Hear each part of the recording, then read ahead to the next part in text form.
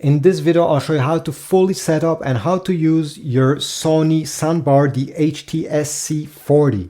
I'll show you how to pair it with your television using HDMI, and I'll go through all the settings that are available, all the buttons that are on your remote control and on the soundbar itself, so you know how to use all the features. So let's get started right away. And by the way, if you didn't purchase one already, I'll put a link in the description towards this soundbar and many other Sony Samsung models that I recommend. You need to go on the back of the soundbar. Mine is right here. You see, it says HDMI out TV ARC. So we're going to take one end of this HDMI cable and connect it right there. Now it's time to go in the back of the TV. Most TV will have multiple HDMI ports in the back. This one only has 2, but maybe yours will have 4. It's important to plug the other end of this HDMI cable in the HDMI port that says ARC. You may not see it clearly, but this one, it says HDMI 1 ARC. This is the port that I'll connect. Next step, take the Sony remote control that came with your soundbar and press on input. I mean, the soundbar needs to be turned on, obviously. So I'll do that. Press on input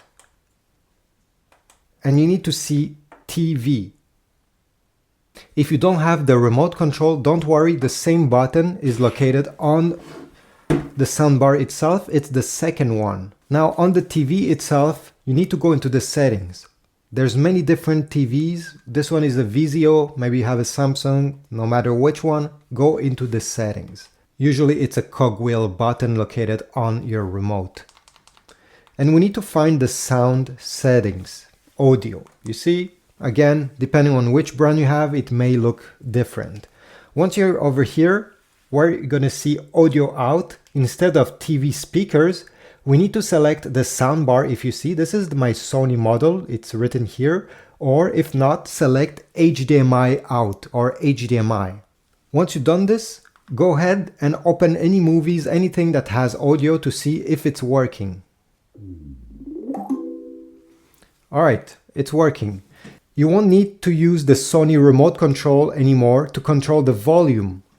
Let me show you over here. This is my TV remote control, and every time I touch volume up and volume down, you see it changes the volume directly on the soundbar. Since we have connected it in the HDMI ARC, the TV is controlling the soundbar. So even if I turn off my TV with my TV remote control, it will turn off the soundbar automatically. You won't have to go over here, turn it on and off, or you won't even need this remote for now on. So I'll explain to you all the buttons, what they do and how can you use them. So first of all, make sure that the soundbar is turned on. If not, well, you have the power button on the remote that can do the exact thing that I just said. Now on the left side, you're gonna find the input button. This is to switch between your TV, if you have connected your soundbar to a television, and Bluetooth, in case you want to listen to music through your phone, tablet, or even computer. So you see, let me just power on my soundbar with the power button. And every time, by the way, you press a button over here, you're going to have a confirmation on the screen telling you what you just did. So, okay, it's powered on. If I press on input, you switch between BT, which is Bluetooth, and it will start the pairing process. And if I press once again, it will go back to my TV. Then you have sound field button. And this could be a bit confusing because it does not tell what it does. Well, it's simply for surround sound. So by pressing this button, you're gonna find SF off or SF on, depending if it was on or off, and it will try to mimic a surround sound system. Now this this soundbar only has 2 speakers, which is a stereo soundbar, but it will try to give you a more of a 5.1 system. It will be hard and sometimes does not work great. So what I suggest is, while you're listening to your music, try to press this button and check if it's actually enhancing your experience. If not, just turn it off. But yeah, just so you know, it will add some processing over the audio to make it sound, to give it a more surround sound experience. Then next to it, you're going to find a voice button. Voice button is simply when you're listening to a show where people are talking. By pressing the voice button, you're going to see VO on. It will try to enhance the voice part of the audio that is coming. So if somebody is talking over, let's say, music, by pressing this button, it will try to isolate the voice so you hear it better. Again, sometimes it works great, sometimes I don't find it very useful. So yeah, maybe just leave it off, and when you want to test it out, press it and see by yourself.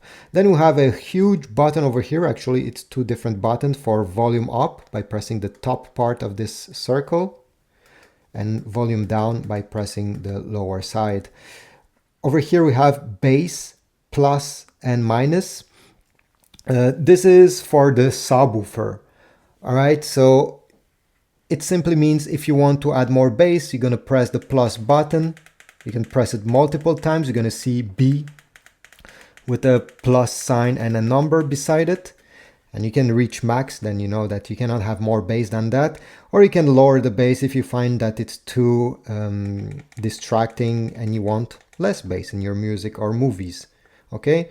Finally, we have over here night. Sony described this night feature as if, let's say, you want to listen to your show or music at a lower volume because it's at nighttime and you don't want to bother other people. It will enhance the voice, so you'll still be able to hear the dialogue that is going on your show or movie by pressing this night button. So even at low volume, it will remain clear, whatever happens, whatever it's said there. I don't find it very useful. You have to remember that it even exists. But again, you can try it. And if you're somebody who likes to listen stuff while other people are asleep around you, give it a try. Maybe it will help you. And finally, we have this button right over here. It's a speaker with an X. If you press on it, it will simply mute the soundbar.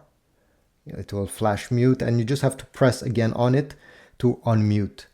Otherwise, there's no button on this remote control other than what I just showed you. I know that there are some other soundbars with a more complicated remote control, more options, but this one is a pretty simple one. And since we're here, let me just show you the buttons on your soundbar. Usually you have 5 of them. You have the power button to turn it on and off. This is the same as the input button, the second one. Then we have the Bluetooth button in case you want to listen to your stuff through your iPhone or tablet or computer. And once you press on it, it will start connecting Bluetooth. And then we have the volume up and down, down and up. So this is it. Thanks for watching. I hope this was useful. If so, please leave a like, subscribe, comment down below, and I wish you a very beautiful day out there. Thanks. How to connect your Sony Soundbar to your iPhone. This also works if you have an iPad. So the first step is to put the soundbar into pairing mode, and all Sony soundbars will have their button right in the middle line up here. The Bluetooth button is this one right in the middle. What you have to do is, well, take a look at the screen of your soundbar. You just have to press on that Bluetooth button and it will enter BT mode, Bluetooth mode, and usually it goes in pairing mode. You see pairing right away. You're gonna have a small blue light flashing, it will say pairing, and now it's time to go on your iPhone. So open settings, now we're in the Bluetooth settings, go down, and under other devices, your soundbar should appear.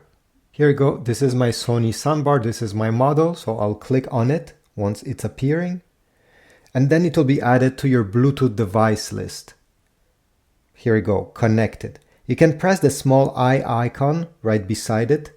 And from here, you can even rename it in case you prefer having a name that makes more sense. So you can call it Sony Soundbar. All right. And this is about it. From now on, you can open your Netflix or YouTube Music, whatever app you use to listen to your music and movies, and it will work right away. Every time you're gonna want to use your iPhone with your soundbar, let's say it's connected to a TV most of the time, and sometimes you want to switch to Bluetooth, you can press the Bluetooth icon on the soundbar itself, or if you have a remote control, you should have an input button where you'll be able to switch between TV and Bluetooth mode, which will be, connected to your iPhone automatically. Once you're finished listening, you can simply switch the input to TV, or you can also go back into the Bluetooth settings, click on your Sony soundbar, the eye icon beside it, and click disconnect if you prefer doing manually. So this is it. I hope this was useful. If so, please leave a like, subscribe, comment, and I'll see you in the next one.